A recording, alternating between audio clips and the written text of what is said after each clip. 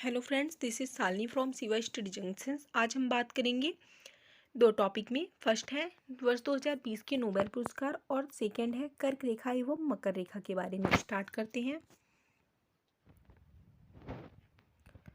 Nobel पुरस्कार 2020, इसके 3 भाग हैं। क्षेत्र, प्राप्तकर्ता, विषय। क्षेत्र है पहला शांति के क्षेत्र में। प्राप्तकर्ता कौन है? वर्ल्ड फूड प्रोग्राम, मतलब शांति के क्षेत्र में वर्ल्ड फूड प्रोग्राम को नोबेल पुरस्कार दिया गया है। इसका विषय क्या था? दुनिया भर में भूखमरी से लड़ाई करने की कोशिश के लिए युद्धग्रस्त क्षेत्रों में शांति के लिए हालात बेहतर करने और जंग और विवाद की स्थिति में भूख को हथियार के तौर पर इस्तेमाल किए जाने से रोकने में अहम भूमिका निभाने के लिए दिया गया है। फिर है साहित्य के क्षेत्र में लुईस ग्लिंक, अमेरिका को दिया गया है। इनका विषय था शानदार काव्य संग्रह, एवर्नो के लिए दिया गया है। फिर भौतिकी के क्षेत्र में दिया गया है 3 लोगों को। पहला रोजर पेनरोज जो ब्रिटेन के हैं, दूसरा इंड्रिया घेज जो अमेरिका की हैं, तीसरा रेनहार्ड जिंजिल जो जर्मनी के हैं। इनका विषय देख लेते हैं। रोजर पेनरोज को उनकी खोज ब्लैक होल का गठन, सापेक्षता के सामान्य सिद्धांत का एक मजबूत पूर्वानुमान है कि मैथमेटिकल मेथड तैयार करने के लिए, और इंड्रिया घेज और रेनहार्ड जेंजेल को संयुक्त रूप से आकाशगंगा के केंद्र में एक सुपर मैसिव कॉम्पैक्ट ऑब्जेक्ट की खोज के लिए दिया गया है। फिर चलते हैं रसायन विज्ञान के क्षेत्र में। तो रसायन विज्ञान के क्षेत्र में 2 लोगों को दिया गया है। जेनिफर ए डाउडना को जो अमेरिका की हैं, और इमैनुअल मैरी शार्पेची को जो फ्रांस की हैं। इनका विषय था CRISPR Cas9 DNA कैंची के रूप में पहचाना जाने वाला जीनोम एडिटिंग तकनीक को विकसित करने के लिए दिया गया है। फिर है चिकित्सा के क्षेत्र में 3 लोगों को दिया गया है।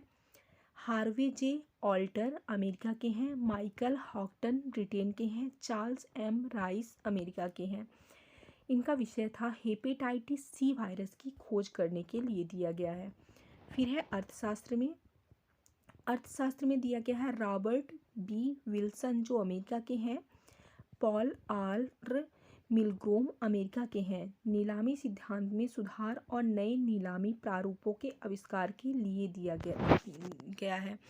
अब चलते हैं कर्क रेखा एवं मकर रेखा की ओर।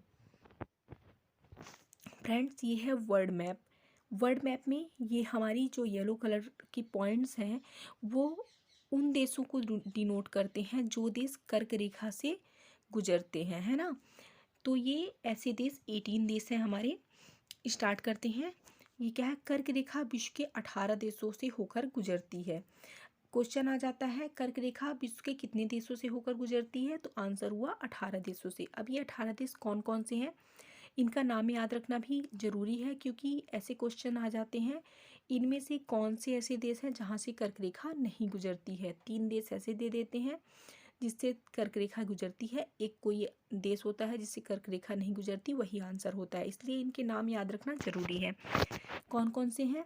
मैक्सिको, अल्जीरिया, माली, मारिटानिया, इजिप्ट जिसे हम मिस्र के नाम से भी जानते हैं, नाइजर, म्यांमार, संयुक्त अरब अमीरात, बहामास, ताइवान, ओमान, चाड, चीन, बांग्लादेश, मोरक्को, सऊदी अरब, भारत और लीबिया।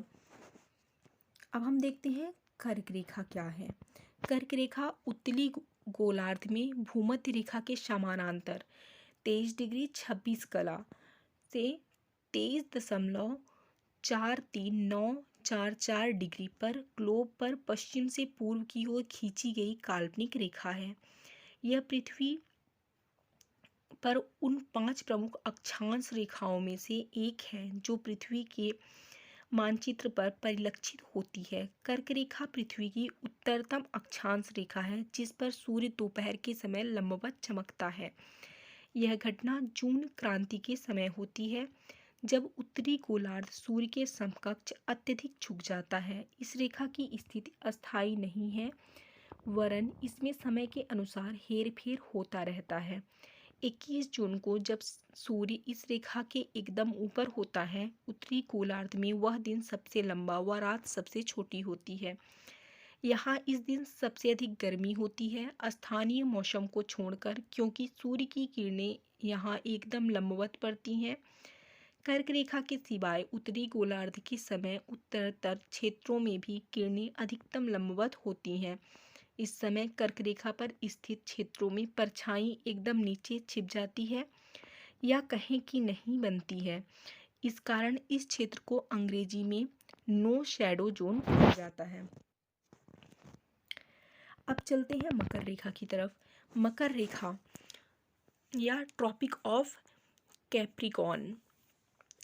मकर रेखा पृथ्वी के दक्षिण गोलार्ध में भूमध्य रेखा के समानांतर 23 डिग्री 22 कला दक्षिणी अक्षांश पर ग्लोब पर पश्चिम से पूर्व की ओर खींची गई एक काल्पनिक रेखा है। 22 दिसंबर को सूर्य मकर रेखा पर लंबवत चमकता है। मकर रेखा या दक्षिणी गोलार्ध 5 प्रमुख अक्षांश रेखाओं में से एक है जो पृथ्वी के मानचित्र पर परिलक्षित होती है। मकर रेखा पृथ्वी की दक्षिणतम अक्षांश रेखा है जिस पर सूर्य दोपहर के समय लंबवत चमकता है। यह घटना दिसंबर संक्रांति के समय होती है, जब दक्षिणी गोलार्ध सूर्य के समकक्ष अत्यधिक झुक जाता है। उत्तरी गोलार्ध में कर्क रेखा उसी भांति है जैसे दक्षिणी गोलार्ध में मकर रेखा। मकर रेखा के दक्षिण में स्थित अक्षांश दक्षिण शीतोष्ण क्षेत्र में आते हैं। मकर रेखा के उत्तर तथा कर्क रेखा के दक्षिण में स्थित क्षेत्र उष्ण कटिबंध कहलाता है। कर्क रेखा से मकर रेखा के बीच के स्थान को उष्ण कटिबंध कहा जाता है। इस रेखा को कर्क रेखा इसलिए कहते हैं क्योंकि जून क्रांति के समय सूर्य की स्थिति कर्क राशि में होती है। सूर्य की स्थिति मकर रेखा से कर्क रेखा की ओर बढ़ने को उत्तरायण एवं कर्क रेखा से मकर रेखा की ओर बढ़ने को दक्षिणायन कहते हैं। ठीक है फ्रेंड्स, ये रहा मेरा आज का वीडियो पसंद आए तो चैनल को लाइक शेयर सब्सक्राइब जरूर करिए। मैं ये कहना चाहूँगी ये वीडियो आप सभी के लिए इम्पॉर्टेंट है, उन सभी एग्ज़ाम्स के लिए इम्पॉर्टेंट है जिनमें जीके का पार्ट आता है। जल्द मिलेंगे नए वीडियो के साथ, नए टॉपिक के साथ। तब तक के लिए धन्यवाद।